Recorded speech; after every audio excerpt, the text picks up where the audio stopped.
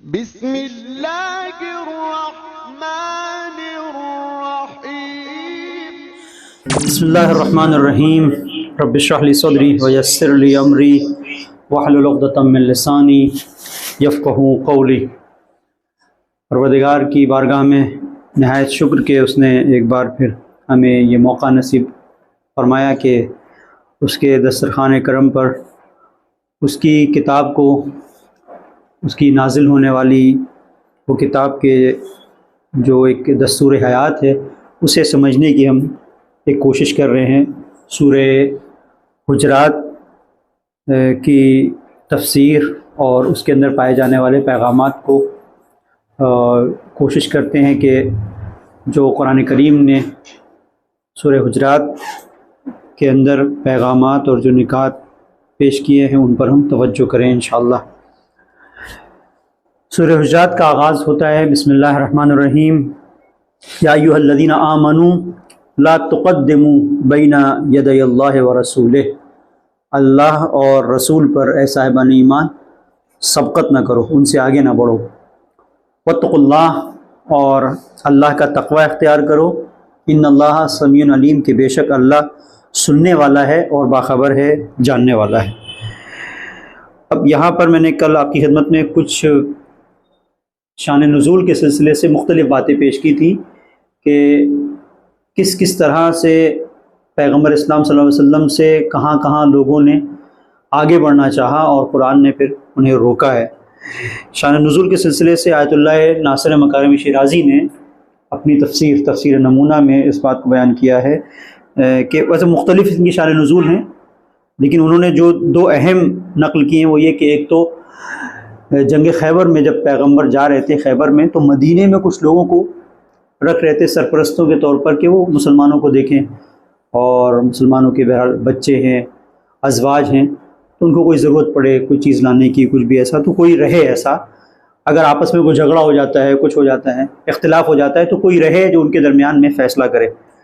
تو اس وقت پہلے اور دوسرے خلیفہ کا نام آتا ہے۔ پہلے نے کہا فلاں کو آپ رکھیں، دوسرے نے کہا فلاں کو رکھیں، اور آپس میں ان دونوں کی آپس میں چپلش ہوئی، اور خاص طور پر پھر یہ ہے کہ دوسرے نے پیغمبر کو کہا کہ اس کو فلاں کو رکھیں، اور پیغمبر کی نظر کوئی اور تھی، تو یہ آیت نازل ہوئی کہ اے صاحبان ایمان پیغمبر سے آگے مت بڑھو۔ اور دوسری جو ہے وہ یہ ایک شان نزول ہے کہ بہت ساری ایسی چیزیں تھیں کہ جس میں مسلمان کہتے تھے کاش ایسا ہوتا، کاش ایسا ہوتا، کتنا اچھا ہوتا مثلا کہ فرض کرے بعض لوگ کو روزے میں مزہ آ گیا تو وہ کہتے تھے کہ بھائی یہ اور تھوڑا سا اور ماہ مبارک رمضان میں زیادہ ہو جاتا، کچھ اور اچھا ہو جاتا، یا کوئی ایک چیز ان کو پسند آ گئی کہ اس میں مطلب یہ ہماری پسند ہو گئی تو ایسا ہونا چاہیے۔ آیت نازل ہوئی کہ نہیں، اللہ اور اس کے رسول پر سبقت مت لے کے جاؤ۔ کل میں نے ایک چیز کی طرف اشارہ کیا تھا، جس طریقے سے بعض لوگ دین کے معاملات میں ابھی نئے نئے مثلا آئے اور ان کے اندر ایک دینی شعور جاگا، ان کے اندر ایک دینی جذبہ پیدا ہوا، تو انہوں نے اپنے آپ کو بالکل اپنی فیملی سے، اپنے گھر والوں سے کاٹ لیا، اور وہ مثلا مسجد میں آ کے رہنے لگے۔ پیغمبر نے منع کیا ایسا مت کرو، یہاں تک کہ پیغمبر ماہ مبارک رمضان میں سفر کی حالت میں کہیں پر گئے، اور آپ کے ساتھ میں آپ کے اصحاب بھی تھے، مسافرت کی حالت میں، سفر کی حالت میں روزہ نہیں ہے، اللہ نے روزہ نہیں رکھا ہے، خود اس نے نہیں رکھا۔ اب رسول اللہ تو روزہ افطار کر رہے ہیں کہ بھائی سفر ہے، لیکن یہ لوگ روزے سے کہ بھائی تم کیوں نہیں جو ہے وہ آ رہے ہو کھانے کے لیے دوپہر میں کھانے کا ٹائم ہو گیا یا جو بھی دسترخوان لگ گیا، کہا یا رسول اللہ ہمارا تو روزہ ہے۔ تو کیا تمہارا روزہ ہے تو رسول اللہ نہیں جانتے؟ رسول اللہ کہتے کہ بھائی یہ روزہ تمہارے اوپر نہیں ہے، حالت سفر میں نہیں ہے۔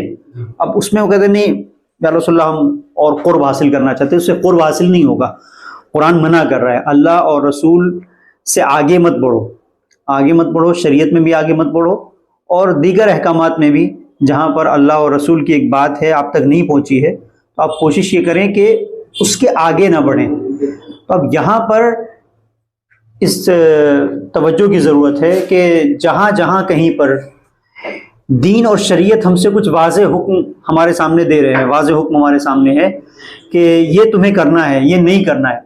اب کوئی ایسی چیز ہے جو ہمیں پسند ہے، ہم اس کو انجام دینا چاہتے ہیں، تو یہ ہماری پسند ہے، دین نے نہیں کہا ہے، لہذا اس کے اوپر خاص توجہ کی ضرورت ہے، کہیں ایسا نہ ہو کہ ہم بھی انہی لوگوں میں ہو جائیں جو رسول سے آگے بڑھ جا رہے ہیں دین پر عمل کرنے کے سلسلے سے۔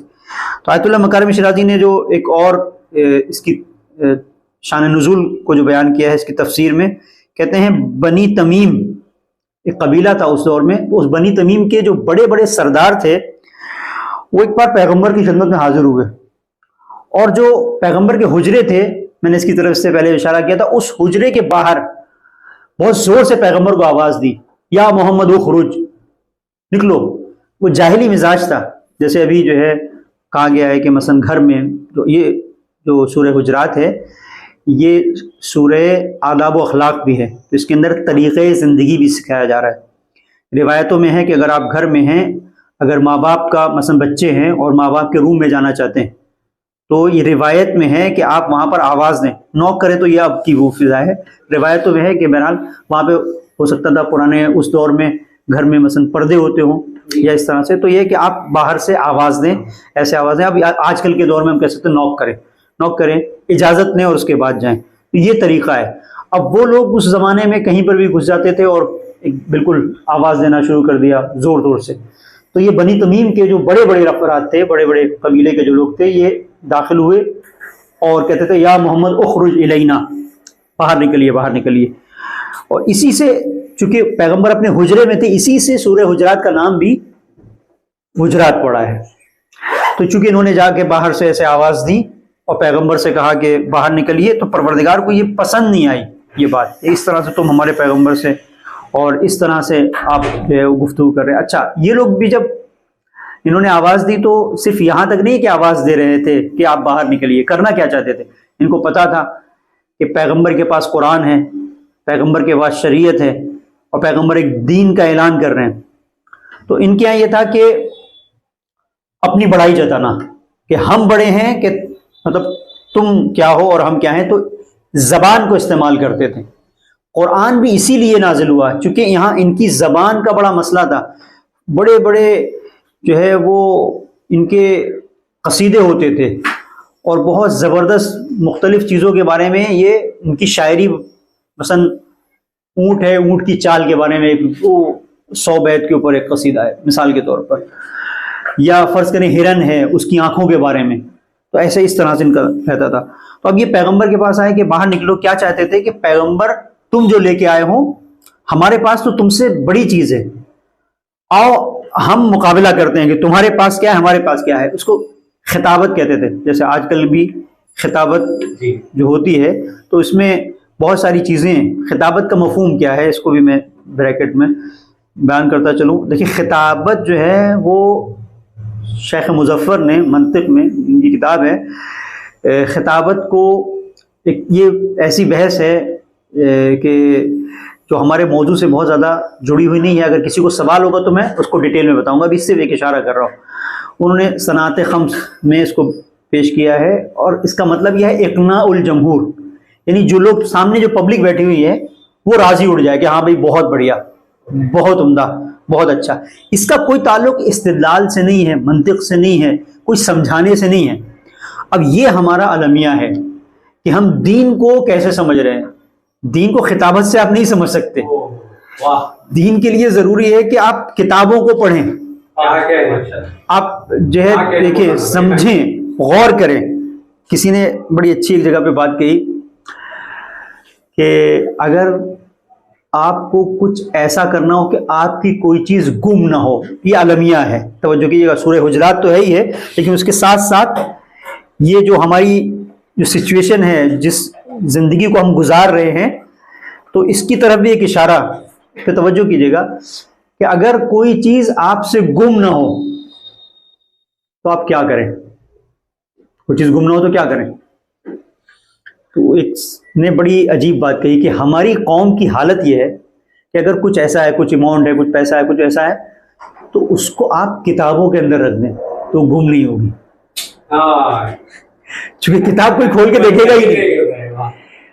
آپ بار بار گاؤں صندوق کھول کے تو دیکھیں گے، ڈرا میں مطلب کھول کے دیکھیں گے، الماری کھول کے دیکھیں گے، کپڑے جو ہے وہ کھول کے دیکھے جائیں گے، لیکن بکس جو ہے جس سیلف میں جہاں پر ہے وہیں پہ رہے گی، تو وہ چیز جو آپ کی وہ، تو یہ بڑی عجیب چیز ہو گئی. یعنی کتاب ایسی ہو گئی گویا اس کو ایک ایسی جگہ کہ جو آپ کے لیے محفوظ ہے کہ اس میں اب تو کوئی کھولنے والا تو ہے نہیں ہے، پڑھنے لکھنے سے تو کوئی مطلب نہیں ہے. اور اسی سے ملتی جلتی کسی نے ایک تنزیہ بات کہی کہ اس قوم کا اللہ حافظ ہے کہ جس قوم کے ہاں گوشت کی دکانوں پر تو بڑی بھیڑ ہو، لیکن جہاں کتاب بک رہی ہے وہاں پہ مکھیاں بن بنا رہی ہوں، وہاں کوئی نہ ہو. تو وہ افسوس کا مقام ہے. بہرحال یہ وہ لوگ تھے کہ جو خطابت میں بہت ماہر تھے، تقریر کرتے تھے. بول دو کسی موضوع کے اوپر، ایک پہاڑ کی تعریف کرو، وہ پہاڑ کی ایسی تعریف کرتے تھے کہ لگتا تھا کہ پہاڑ سے زیادہ قیمتی اس دنیا میں کوئی چیز نہیں ہے.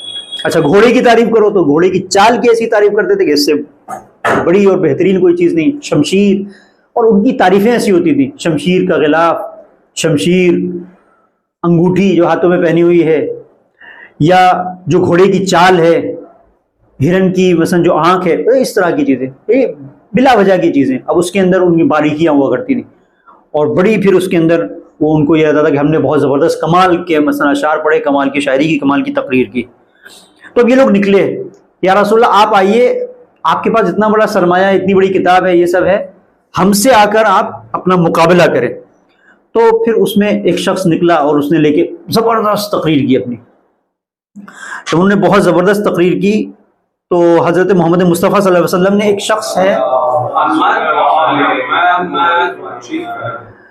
شخص ہے ثابت بن قیس، تو آپ نے ثابت بن قیس سے کہا ذرا اس کا جواب دو. جب انہوں نے کہا یا محمد اخرج الینا، آپ ہمارے لیے باہر نکلیں. اور یہ بنی تمیم کے اپنے جو ان کے افتخارات تھے، افتخار یعنی جو کچھ انہوں نے حاصل کیا تھا، مثلا کسی جنگ میں ان کی کسی جوان نے 20 لوگوں کو مثلا مار دیا، تو کہتے تھے ہمارے پاس تو وہ جوان ہے جس نے 20 لوگوں کو مار دیا. ان کا گھوڑا تھا کوئی کہ جو مثلا دوڑا تو کوئی ان کو پکڑ نہیں سکا، تو اس گھوڑے کی تعریف کرتے تھے، گھوڑا اتنا تیز دوڑا کہ ہمیں کوئی پکڑ نہیں، بلا وجہ کی ایسی چیزیں. تو جب یہ انہوں نے اپنا جو خطبہ تھا، جو تقریر تھی وہ کر لی، تو پیغمبر نے اس وقت ایک ثابت بن قیس کو کہا کہ تم کھڑے ہو اور اس کا جواب دو. تو ثابت بن قیس نے ایک بڑی زبردست تقریر کی انہی کے مقابلے پر، اور وہ ایسی تقریر کی کہ سنتے رہ گئے کہ بھائی یہ بھی تقریر ہوتی ہے. چونکہ پیغمبر نے کہا ثابت تم کھڑے ہو اور اس کا جواب دو. ان کو نہیں لگتا تھا کہ مسلمانوں کے پاس کچھ ہوگا کہنے کے لیے، ان کو لگتا تھا یہی ہوا، یہ دریا، یہ سب. اور پھر ثابت نے ایک زبردست جب تقریر کی تو اچھا یہ تھا کہ ان کے سامنے جس نے پہلے تقریر کی تھی وہ تو چھوٹی چھوٹی چیزوں کو بیان کرا تھا. اب ثابت نے اعلیٰ مفاہیم جب بیان کیے ان کے سامنے تو انہوں نے خود اس بات کو مانا، کہنا کہ بھائی یہ جو جوان کھڑا ہوا ثابت بن قیس، اس نے تو بہت زبردست تقریر کی، یہ تو صحیح بات ہے، اس نے ایسے اشعار پڑھے، ایسی تقریر کی کہ ہم تو نہیں کر پائے. پھر انہوں نے کیا کیا، تقریر میں جب یہ ہار گئے تو انہوں نے شعر کے میدان میں آپ شاعر کھڑا ہو. تو پیغمبر نے پھر ادھر سے حسان بن ثابت، اچھا حسان بن ثابت جو ہے، حسان بن ثابت مشہور شاعر ہے جس نے غدیر کے پورے اس واقعے کو نظم کیا ہے، اور فی البدیع جو ہے وہ اشعار کہے تھے. بہرحال بعد میں پھر وہ دوسری پٹری پہ چلے گئے. تو اس کا مطلب یہ ہے کہ ہمیں اس سب کی بھی دعا کرتے رہنا چاہیے کہ پروردگار ہماری عاقبت بخیر کرے. ہو سکتا ہے ایک شاعر ہو، غدیر کے بارے میں اشعار بھی کہے، لیکن غدیر کے ساتھ نہ ہو. یہ ایک سخت مرحلہ ہے، اس کے اوپر توجہ کی ضرورت ہے. پھر ایک افرا نام کا قبیلہ تھا، اس میں ایک شخص آیا، وہ کھڑا ہوا اور اس نے اس بات کا اقرار کیا کہ بھئی ان کا جو خطیب ہے وہ ہمارے خطیب سے بہتر ہے، ان کا شاعر ہمارے شاعر سے بہتر ہے، یہ ساری چیزیں ہیں. اس وقت پیغمبر صلی اللہ علیہ وسلم سے یہ تھوڑا سا اس اعتبار سے متاثر ہوئے کہ نہیں ان کے پاس بھی کچھ ہے، یعنی یہ بھی زبان رکھتے ہیں، یہ بھی بول سکتے ہیں.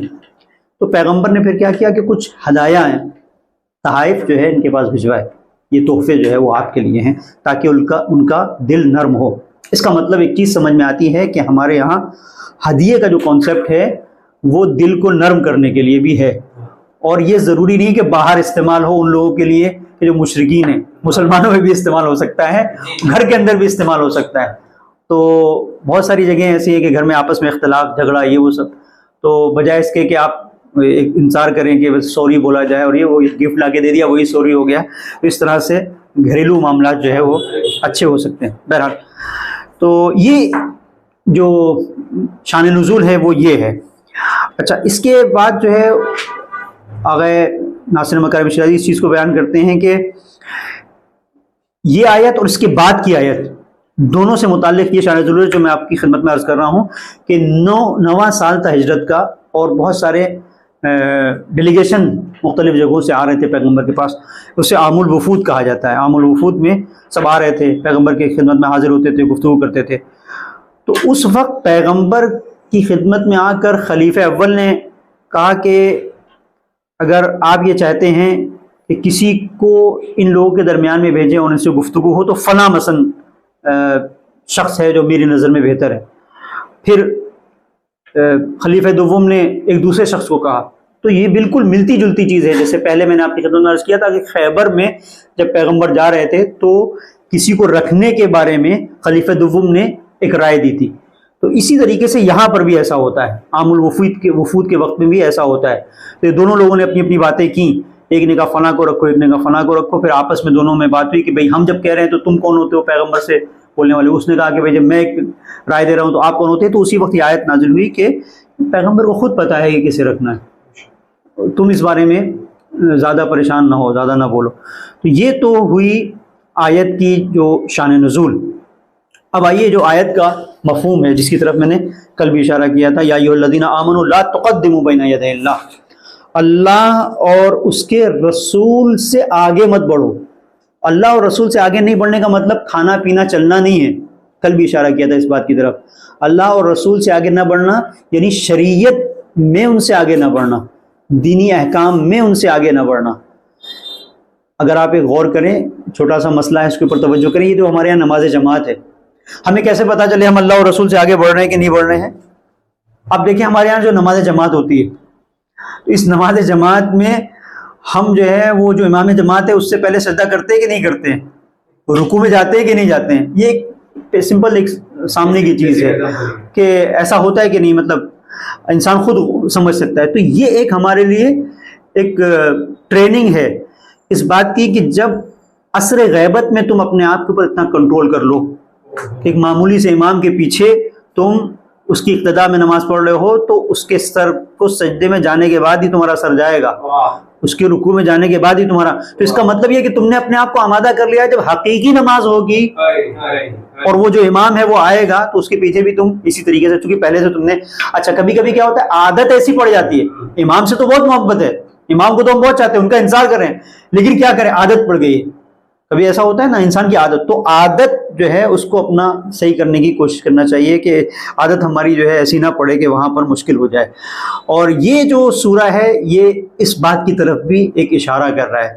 کتنی ایسی چیزیں ہیں کہ جہاں پر انسان عادت کی بنیاد کے اوپر کچھ کرتا ہے, عادت پڑ گئی ہے, تو اب جو عادت پڑ گئی تو جو اپنی عادت سے نہیں بچ سکتا وہ آگے ہی چلے گا. ایک انسان ہے وہ جیسے ہی گھر سے نکلتا ہے, مثلا گھر والے نکل رہے ہیں باہر, باپ ہے, ماں ہے, بہن سب, اب وہ فوراً آگے بھاگ جاتا ہے, اس کی عادت ہے, وہ آگے ہی ملے گا, وہ رکتا ہی نہیں ہے. تو یہ عادت پڑ گئی ہے. اب کہا گیا ہے کہ باپ اگر ہے تو باپ کے پیچھے چلو. روایت میں ہے کہ مولا نے امام جعفر صادق علیہ السلام سے, مولا کائنات سے بھی ہے, ایک جوان کو دیکھا کہ وہ اپنے گھر کے باہر نکلا, اپنے باپ کے ساتھ نکلا اور نکلے تھے دونوں ساتھ میں, پھر وہ آگے بڑھ گیا. باپ بوڑھا تھا, پیچھے رہ گیا, آہستہ آہستہ چل رہا تھا. مولانا نے پوچھا کہ بھئی یہ کون ہے؟ کہا مولا یہ میرا باپ ہے. کہا تو تم اپنے باپ سے آگے بڑھ گئے؟ کہا کہ اس وجہ سے کہ تم نے اپنے باپ سے آگے قدم بڑھائے 40 سال تمہاری زندگی کے کم ہو گئے. 40 سال. تو بہت ساری ایسی جگہیں ہیں کہ جہاں پر ہماری زندگی میں بہت ساری برکتیں ختم ہو جاتی ہیں, ہم اس کے اوپر توجہ نہیں رکھتے. تو یہ بھی وہی ہے, باپ سے آگے نہ بڑھنا, ماں کی آواز کے اوپر آواز بلند نہ کرنا, یعنی یہ در حقیقت رسول سے آگے نہ بڑھنا ہے. یہ رسول نہیں ہے لیکن رسول کی شریعت ہے, اس شریعت نے ایسا کہا ہے. پھر اس کی خود ایک یہ جو ہم کر رہے ہیں اس کی ہماری زندگی میں برکت ہمیں دیکھنے کو ملتی ہے. ایک شخص ہے, ایک تاجر ہے, بزنس مین ہے, اور یہ شام کا رہنے والا ہے. کبھی بھی اس کا بزنس میں لاس نہیں ہوا. اور یہ ہمیشہ کہتا تھا کہ میں اس طرح سے بزنس کرتا ہوں کہ مجھے کبھی اچھا بزنس میں ہمیشہ ہو جاتا ہے، اپ اینڈ ڈاؤن ہوتا ہے، کبھی لاس ہوتا ہے، کبھی انسان کو فائدہ ہوتا ہے، اس کو کبھی لاس نہیں ہوا. تو لوگ کہتے تھے کہ بھائی یہ کیا تم کیا کرتے ہو؟ تو یہ کہتا تھا کہ میں گارنٹی کے ساتھ کوئی بھی بزنس تم مجھے لاؤ میں کروں گا. اچھا اس کا طریقہ کیا تھا؟ اس کا طریقہ یہ تھا کہ یہ پہلے جو بھی بزنس کرتا تھا اس کے بارے میں پوری معلومات لیتا تھا. یعنی اگر فرض کریں کہ اس کو کوئی بزنس کسی علاقے میں کرنا ہے، مثلا احسا یا دمام یا اس علاقے میں، تو پہلے وہاں جاتا تھا، خود جا کے وہاں کے حالات کو دیکھتا تھا، دیکھ کے پھر واپس پلٹتا تھا، پھر بزنس کرتا تھا. اچھا عراق کے اندر جو ہے وہ خرمے بہت ہوتے تھے. اب توجہ کیجیے گا، میں جس جگہ سے میں نے یہ ٹرن لیا ہے وہ تھا برکت اور ماں باپ کا احترام. وہ ذہن میں رہے کہ اس سے کیا کچھ حاصل ہوتا ہے. تو عراق میں خرمے بہت ہوتے تھے، تو کوئی تصور نہیں کر سکتا تھا جہاں پہ ایک چیز زیادہ ہو رہی ہے اور کثرت سے ہو رہی ہے تو وہاں پر خرمے کا بزنس کوئی معنی نہیں رکھتا ہے. تو ایک زمانے میں اس سے گفتگو ہو رہی تھی لوگوں کی، اور یہ سب بات تھی کہ بھئی اس کا بزنس میں کبھی لاس نہیں ہوا. تو لوگوں نے کہا کہ بھئی ایسا ہے، اور یہ کہتا تھا کہ ہاں میں گارنٹی سے کہتا ہوں میں جب بھی آگے بڑھوں گا تو اللہ کی جانب سے آتا یہ ہے کہ مجھے نقصان نہیں ہوگا. تو کسی نے ایسے مذاق میں کہا اچھا تم ایک کام کرو، تم شام کا خرمہ عراق میں بیچ کے دکھاؤ. یہ تو اس نے کہا کہ یہ شام کا خرمہ ہے. اب یہ عجیب بات ہوگی نا، وہاں پہ خرمہ ہی خرمہ ہے. آپ فرض کریں یہاں سے ہندوستان سے خرمہ لے کے جائیں عراق میں، کیسا ہے؟ لاس تو ہونا ہی ہونا ہے، مطلب نقصان تو ہونا ہی ہونا ہے. کیسے ہو سکتا ہے کہ یہاں سے آپ لے کے جائیں عراق میں؟ وہاں ہر جگہ ہر گلی میں ہر جگہ خرمہ ہے، خرمے کی طرف. شام سے لے کے اس نے کہا ٹھیک ہے دیکھتا ہوں، اللہ پر بھروسہ. نکلا ہی اس نے جا کے مشاہدہ کیا تو ایک جگہ پر دیکھا کہ لوگ ہیں اور کچھ ڈھونڈ رہے ہیں کیا ہے. اچھا اس نے ایسا کیا تھا، کچھ خرمے یہ لے کے گیا تھا اور اس نے وہاں بارڈر پہ رکھے تھے. یہ ساری چیزیں لے کے نہیں اندر چلا گیا کہ اگر پہلے ماحول دیکھتا ہوں کہ کیا ہے. تو دیکھا کچھ جگہوں پر صحراؤں میں ادھر ادھر لوگ بھٹک رہے ہیں. تو ان کے پاس گیا کہ بھئی کیا کر رہے ہو؟ کہہ رہے بس کیا بتائیں، یہاں پر ایک مت ماری گئی ہے، ایک مشکل میں پھنس گئے ہیں، کچھ ڈھونڈ رہے ہیں. بتائیں نہیں اس کو کیا ڈھونڈ رہے ہو؟ کہہ رہے کیا کرو گے، کچھ کھانے پینے کے ہے تو بتاؤ. اچھا تو یہ لوگ بھوکے تھے، کئی دن سے ڈھونڈ رہے تھے، بھوکے تھے. تو اس نے کہا کہ اچھا میرے پاس خرمے ہیں، اگر تمہارے پاس کچھ پیسے ویسے ہو تو خرید لو. ہاں بھئی یہاں پہ تو کچھ بھی نہیں ہے تو لے کے آؤ. تو جس کے پاس جو تھا اس نے دیا، لوگوں سے جمع کر کے اس کے خرمے بکے، اور پھر اس نے جو بارڈر سے لے کے لوگوں میں تقسیم کرنا شروع کیے. خوب اس کے خرمے بکے. لوگ کیا ڈھونڈ رہے تھے؟ لوگ کچھ دن پہلے عراق میں اس خاص علاقے کے بادشاہ کا گزر ہوا تھا، اس کی بیٹی کے گلے میں ایک بہت قیمتی ہار تھا جو کسی کے پاس نہیں تھا. وہ ہار گر گیا تھا، اس کی بیٹی کے گلے سے گر گیا. اب وہ جو گر گیا تو جب واپس پلٹے تو بیٹی نے باپ سے کہا کہ میرا ہار تو فلاں علاقے میں گر گیا. تو بادشاہ نے اعلان کیا تھا کہ جو وہ ہار ڈھونڈ کے لائے گا اسے بہت زبردست قیمت اس کی ہار کی دی جائے گی، اسے خاص عطا سے نوازا جائے گا. ظاہر ہے کہ اب یہ ایسی چیز تھی، اس دور میں کوئی خاص ایسا کام بھی نہیں تھا کہ لوگ کہتے بھائی ہماری جاب چلی جائے گی، ہم اپنے کام پہ ہیں، کوئی کہ ہمارا بزنس. تو جو فالتو کے لوگ تھے جو نہیں بھی تھے وہ اس چکر میں کہ بھئی کچھ ملے، تو زیادہ سامان کھانے پینے کا تو لے کے گیا نہیں کہ بھئی یہاں ڈھونڈنا شروع کیا تو بڑھتے چلے گئے آگے نکل گئے بیابان میں، کھانے پینے کے لیے کچھ نہیں. اس نے وہاں پہ اپنے خرمے بیچے ان لوگوں کے بیچ میں. جب ان لوگوں کے بیچ میں خرمے بیچے تو بات مشہور ہو گئی تھوڑا تھوڑا کہ ایسا یہ خرمے کہاں سے ہے؟ بھلے یہ تو عراق کے نہیں ہیں، کیونکہ الگ سے اس کی لذت ہے، الگ سے اس کا ٹیسٹ ہے. بولے کہاں کے ہیں؟ بولے شام کے. تو یہ بات بادشاہ تک پہنچی کہ ایک تاجر ایسا ہے جو شام سے خرمے لے کے یہاں پہ آیا ہے اور اس نے خرمے بیچ دیے. نے کہا بہت ذہین کوئی آدمی ہے تو اس کو بلاؤ. تو بادشاہ خود آیا اور اسی ریگستانی اسی علاقے میں جہاں پہ میدان میں خرمے ڈھونڈ رہے تھے کھڑا ہوا. اس سے پوچھا کہ بھائی یہ تم نے کیسے کیا؟ اب بادشاہ ہے نا تو وہ اسی طرح سے پوچھ رہا ہے کہ تم نے ہمارے ملک میں داخل ہو کر جو ہمارا پروڈکٹ ہے، جو ہم جس پر فخر کرتے ہیں اور جو ہر جگہ موجود ہے وہ وہیں پر ہے، اور تم نے لا کر شام سے یہاں پہ بیچ دیا، یہ کیسے کیا؟ تو بادشاہ کے سامنے اس نے کہا یہ کچھ نہیں ہے. اس شخص نے کہا یہ کچھ نہیں ہے. اس نے کہا کہ یہ بادشاہ سلامت خدا جانتا ہے اس کے اندر میں نے کوئی اپنا ذہن نہیں چلایا ہے, بس یہ میری ماں کی دعا ہے. اور اس نے یہ کہہ کے زمین میں مٹی میں ہاتھ دیا اور مٹی سے ہاتھ اٹھایا, خدا جانتا ہے اس خاک کی قسم یہ میری ماں کی دعا ہے. تو وہ جو ہار گرا ہوا تھا اس کے ہاتھ میں اوپر آ گیا, جو ہار گرا ہوا تھا وہ اس کے ہاتھ میں اوپر آ گیا. بادشاہ نے وہ ہار دیکھا, اس کی لگن دیکھی, کہا کہ بس میری بیٹی کا ہار گم ہوا تھا لیکن مجھے میرا داماد مل گیا. تو یہ وہ مرحلہ ہے کہ جہاں پر ایک ماں کی دعا دیکھیں کہاں تک اس کو لے کے گئی. ماں کی دعا کے اندر بڑا اثر ہے. بہت ساری لوگوں کی بہت ساری چیزیں ماں کی بد دعا کے ساتھ گم ہو جاتی ہیں اور بہت ساری چیزیں لوگوں کو مل جاتی ہیں. تو یہ یا ایھا الذین آمنوا لا تقدموا بین یدی اللہ, اللہ اور اس کے رسول پر تم سبقت نہ لے کے جاؤ. اور اس کے بعد واتقوا اللہ, اللہ کا تقوی اختیار کرو. یہ تقوی بہت اہم ہے. دیکھیں یہ یہاں پر اب اس پہ توجہ کیجیے گا, یہ جو مہینہ ہے کہ جس میں ہم روزہ رکھ رہے ہیں, اس کا بھی جو فلسفہ ہے وہ یہی ہے. بسم اللہ الرحمن الرحیم, یا ایھا الذین آمنوا کتب علیکم الصیام کما کتب علی الذین من قبلکم لعلکم تتقون, شاید کہ تم صاحب تقوی ہو جاؤ اس لیے. یہاں پر بھی یہ ہے اللہ اور رسول سے آگے مت بڑھو. اس کا مطلب کیا ہے؟ یعنی روزہ انسان کے وجود کے اندر وہ کیفیت تقوی پیدا کر دیتا ہے کہ جب انسان روزہ رکھتا ہے تو جو رسول کی راہ ہے اس پر اس طرح سے رہتا ہے کہ نہ رسول سے آگے بڑھتا ہے نہ رسول سے پیچھے رہتا ہے. اس روزے کے ذریعے سے یہ روزہ اس منزل پر پہنچاتا ہے. اب یہیں سے وہ حدیث جو حضرت صدیقہ طاہرہ سلام اللہ علیہا کی میں نے 2 مرتبہ خدمت میں عرض کی کہ فرمایا ما یصنع الصائم اذا لم یسن ما یصنع الصائم بصیامہ, اس روزے دار نے اپنے روزے سے کیا کیا؟ اذا لم یسن لسانہ وسمعہ وبصرہ وجوارحہ, کہ اس نے جس روزے دار نے اپنی زبان کا, اپنی کانوں کا, اپنی آنکھوں کا, اپنے اعضاء و جوارح کا روزہ نہیں رکھا, اس نے کیا کیا؟ یعنی روزہ رکھنا بھوک اور پیاس نہیں ہے. روزہ رکھنا اس کا حاصل یہ ہے کہ انسان کے وجود کے اندر تقوی آ جائے, اور جب تقوی آتا ہے تو انسان اپنے آپ کو بچاتا ہے, چونکہ تقوی سپر ہے. روایت میں ہے کہ مولا کائنات امیر المومنین علی بن ابی طالب علیہ السلام سے بھی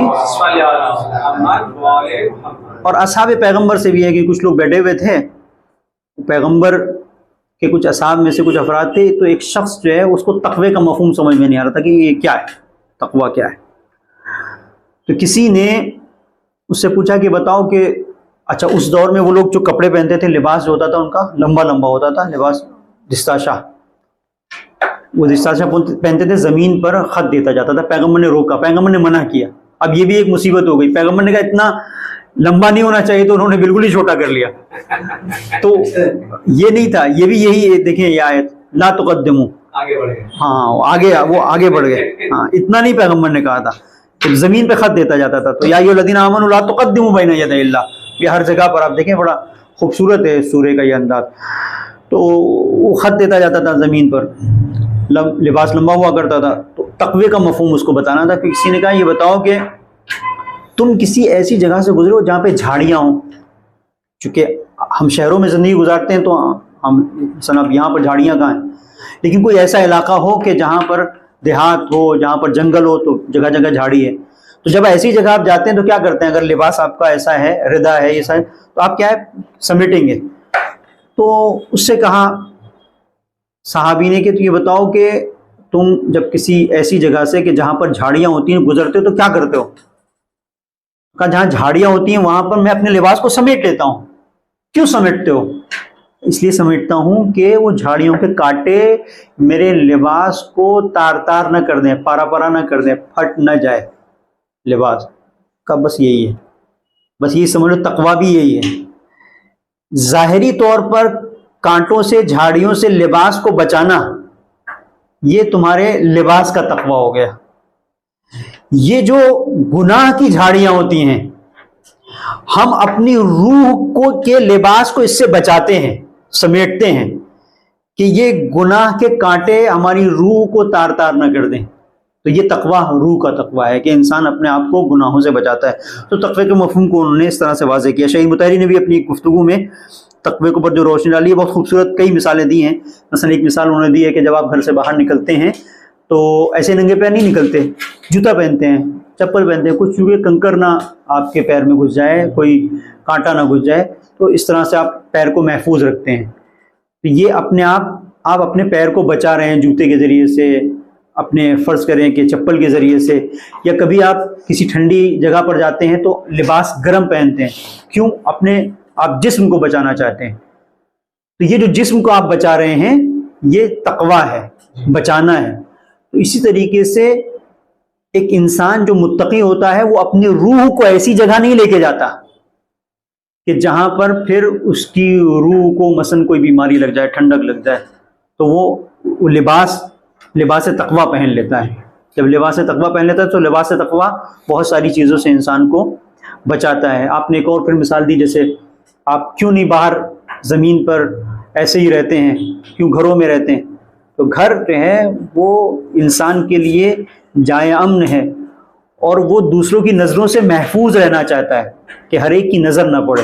تقویٰ بھی یہی ہے کہ انسان خدا کی نظر کے اعتبار سے اپنے آپ کو دیکھتا ہے کہ کسی کی اور نظر نہ پڑے، انسان اپنے وجود کو محصور کر لیتا ہے عبادت پروردگار کے قلعے کے اندر۔